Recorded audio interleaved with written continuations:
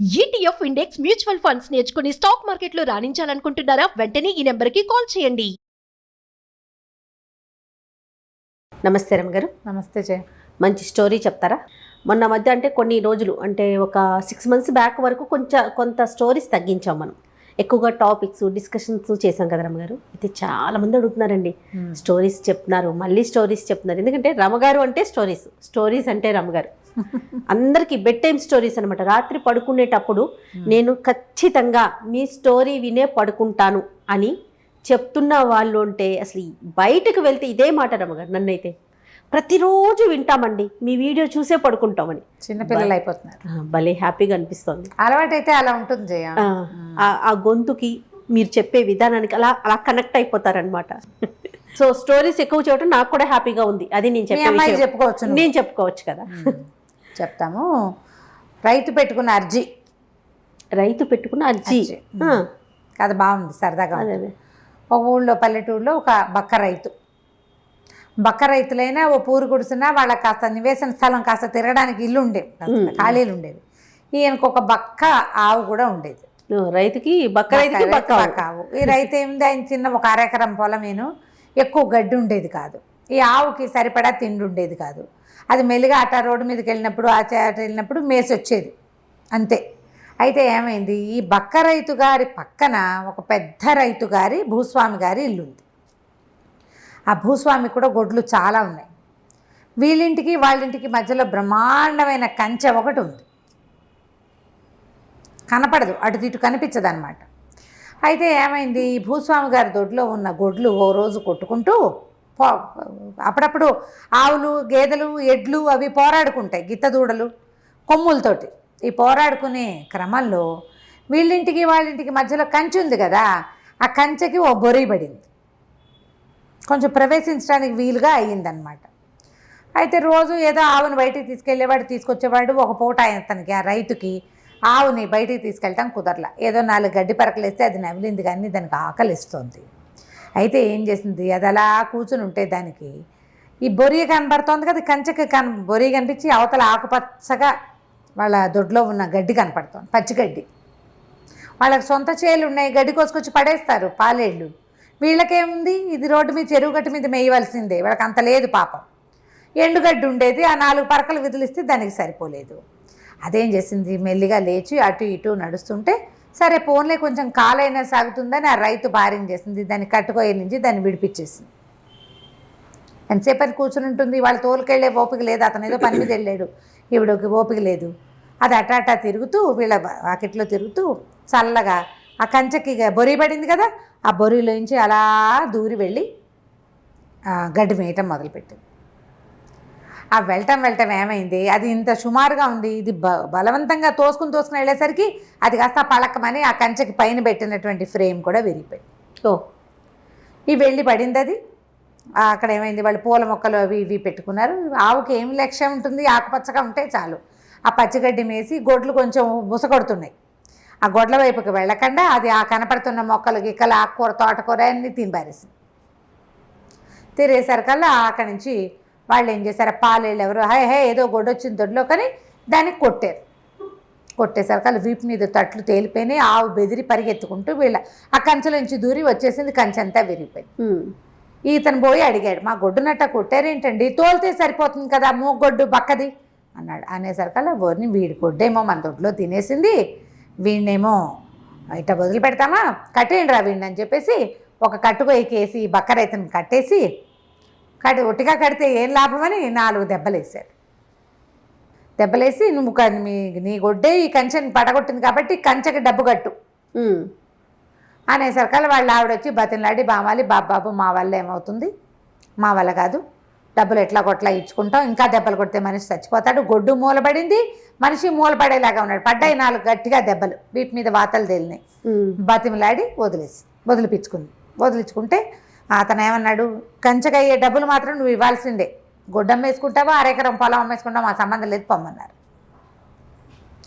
ఏడ్చుకుంటూ ఇంటికి వచ్చారు. ఇంటికి వస్తే ఏమనుకున్నారు ఇద్దరు, మనకి ఇన్ని కష్టాలు వచ్చాయేమిటి, మనకు అసలు పొలం లేదు, ఏమీ లేదు, ఒక బక్క గుడ్డు ఇలా అయిపోతే దానికి దెబ్బలు తగిలితే అది ఇచ్చే 2 చుక్కల పాలు లేకపోతే కనీసం మజ్జిగన్నం కూడా ఉండదు మనకి.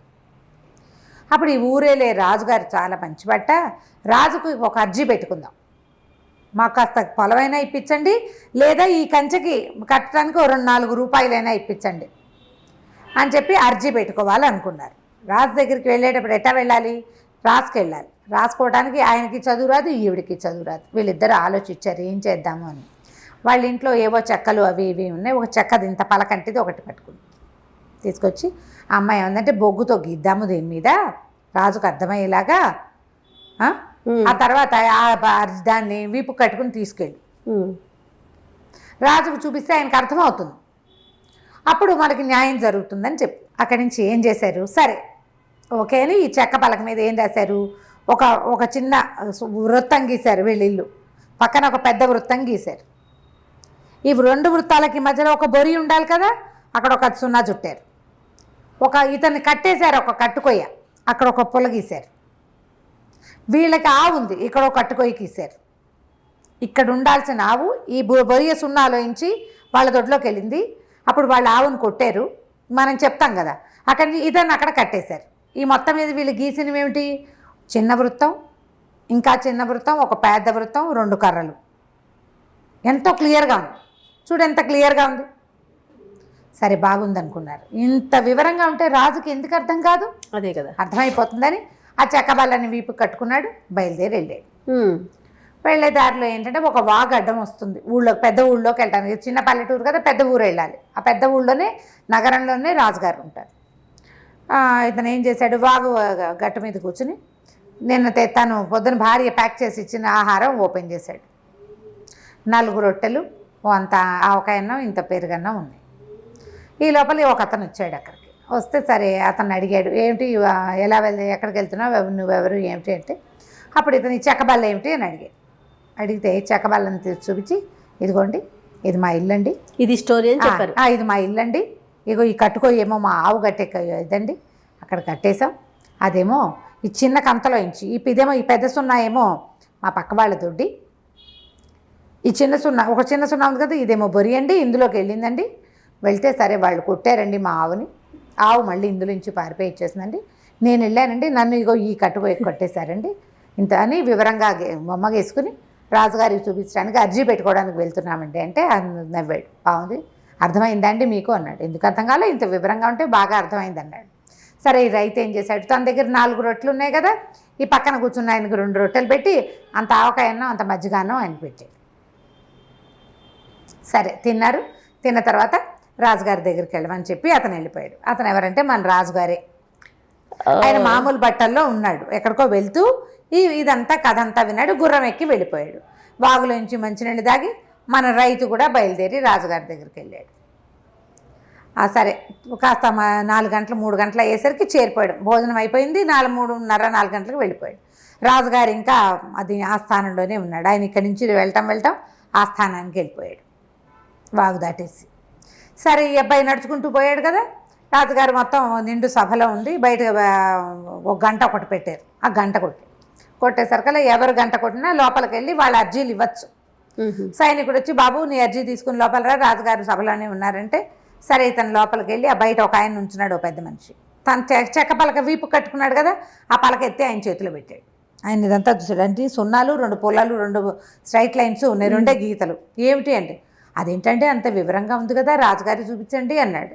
ఏమైనా అర్థమైతేగా అని ఇంకోటికి ఇచ్చాడు. ఆయన చూశాడు, అర్థం కాలేదు.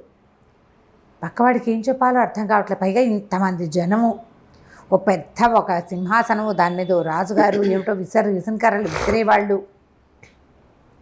జనం గోలగోలగా, భయంగా, అంత భయంగా ఉంది వాతావరణం. మాట్లాడడానికి అవకాశం లేదు. అర్జీ ఇంత క్లియర్గా ఉంది కదా, మా ఇల్లు వాళ్ళ ఇల్లు మధ్యలో బొరియా, ఆవు కట్టుకోయా, నా కట్టుకోయా కనపడుతూనే ఉన్నాయి. 3 సర్కిళ్ళు, 2 స్ట్రైట్ లైన్స్, అంతే. బాగుంది, ఇంత వివరం కదా అదంతా. ఇక 10 చేతులు మారినాయి. 10 చేతులు మారాక రాజుగారు అన్నారు, ఏది ఆ పలక నా చేతికి ఇవ్వండి అన్నాడు. ఆ పలక చూసాక చాలా వివరంగా ఉంది, ఎంత బాగా రాశారు అని వెనక్కి తిప్పాడు. ఏమో ఇది మీ ఇల్లు కదా అంటే అవునండి అన్నాడు. ఈ కట్టుకోయ మీ ఆవును కట్టే కట్టుకోయ అవునా అన్నాడు. అవునన్నాడు. ఈ పక్క పెద్దది ఇది మీ పక్కింటి భూస్వామిది ఇల్లు అవునా అంటే అవును. మధ్యలో బొరి పడింది కదా కంచెకి, అవునా అంటే అవును. మీ ఆవు ఈ బొరిలోంచి వాళ్ళ ఇంట్లోకి వెళ్ళింది అవునా, అవును, జనాలంతా ఆశ్చర్యపోతారు, అక్కడ ఏముంది ఈయన చూసినట్టు చెప్తున్నాడు అని. భూస్వామి ఆవును కొట్టి నువ్వు అడగడానికి వెళ్తే నిన్ను కట్టేశాడు ఈ కట్టుకోకి, అవునా అన్నాడు. అవునండి అన్నాడు. ఇకనేమి ఇంత వివరంగా ఉంది, చాలా బాగా అర్థమైంది, సరే ఇంటికి వెళ్ళి నీ భార్యకి చెప్పు, రాజుగారికి మన అర్జీ అందింది, కావాల్సింది చేస్తానన్నారని చెప్పు, నాకు అర్థమైంది అన్నాడు. వీళ్ళంతా ఆశ్చర్యపోయారు, ఏమర్థమైంది ప్రభు, అందులో ఏముందంటే ఆయన చెయ్యి ఊపాడు, నాకు తెలిసింది అని. వాళ్ళందరూ వెళ్ళిపోయారు, ఎవరి దారిని వాళ్ళు పోయారు. ఇతను గుర్తుపట్ల అతను చూసింది ఎవరిని, ఒక మామూలు సామాన్య బట్టల్లో ఉన్న ఒక చిన్న గుర్రాన్ని ఎక్కిన ఒక కుర్రాడేం కాదు, 30-40 ఏళ్ళు ఉన్నాయి అనుకో. ఇప్పుడు ఇక్కడ కూర్చున్నాయని దగదగా బట్టలు, పెద్ద ఇది సింహాసనము, తర్వాత ఏమో కిరీటము, వస్త్రాలు, దూరంగా ఉన్నాడు.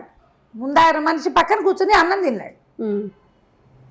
ఇప్పుడు చూసే మనిషి అక్కడెక్కడో ఎత్తు మీద ఉంటే ఏం గుర్తుపడతాం, మనము గుర్తుపట్టలేము. హంగు ఆర్భాటాలన్నీ ఉంటాయి కదా, ఆర్భాటం ఉండేసరికి గుర్తుపట్టాల. సరే మీకు కావాల్సింది చేయిస్తాను, వెళ్ళిపోమన్నాడు. ఈ బక్క రైతు ఎంత బాగా చెప్పాడో, బాగా అర్థం చేసుకున్నాడు. రాజుగారు తెలివైన వాడు, అందుకే ఇంత ప్రజల్ని పరిపాలిస్తున్నాడు అనుకుని సంతోషంగా వెళ్ళిపోయాడు. మిగిలిన వాళ్ళంతా అడిగారు, మీకు ఎలా కనపడింది, మీకు ఏం అర్థమైందంటే, నేను ఇతన్ని ఇంతకు ముందే కలిశాను, అమాయకుడు పాపం, ఆ ఊరు పంపించండి, భూస్వామికి శిక్ష వేయండి, అతను వీళ్ళ ఇతన్ని కొట్టినందుకు, ఆవును కొట్టినందుకు 5 ఆవులు బక్క రైతుకి భూస్వామి ఇవ్వాలి. రాజుగారి తరఫు నుంచి 5 ఎకరాల పొలం ఈ పేద రైతుకి ఇవ్వండి, అతను ఆ పొలాన్ని చూసుకుని ఇది చేస్తాడని చెప్పి నాకు అన్నం పెట్టాడు ఒక పూట అని చెప్పాడు. అక్కడి నుంచి వీడి ఇంటికి వెళ్ళాడు రైతు. ఇంటికి వెళ్ళి భార్యకి సాయంకాలం రాత్రికి స్నానం చేసి అన్నం తింటూ, ఏమే రాజుగారు ఎంత తెలివైన వాడో, భలే తెలివి, ఇలా చూసి అలా కనిపెట్టేశాడు విచిత్రంగా, కానీ 12 మంది ఉన్నారు ఆఫీసర్లు, ఒక్కడికి ఏమీ రాదు, వాళ్ళందరినీ పెట్టుకున్నాడు ఏమిటో ఆయన. చక్రవర్తి అలాంటి వాళ్ళని పెట్టుకున్నాడు ఏమిటో, అయినా ఆయన భలే తెలివైన వాడు, ఇట్టే పసికెట్టేశాడని చెప్పుకున్నాడు. మర్నాడు పొద్దున రాజుగారి దగ్గర నుంచి ఓ తాకీదు వచ్చి 5 ఆవులు వాళ్ళ దొడ్లో నుంచి వీళ్ళ దొడ్లోకి వచ్చినాయి, కంచె గట్టిగా కట్టేశారు, ఇతనికి 5 ఎకరాల పొలాన్ని స్వాధీనం చేశారు. కథ కంచికి మనం ఇంటికి. బాబా భలే ఉందండి, క్యూట్ స్టోరీ, సూపర్ అసలు. నమస్తే రమ్మగారు. నమస్తే.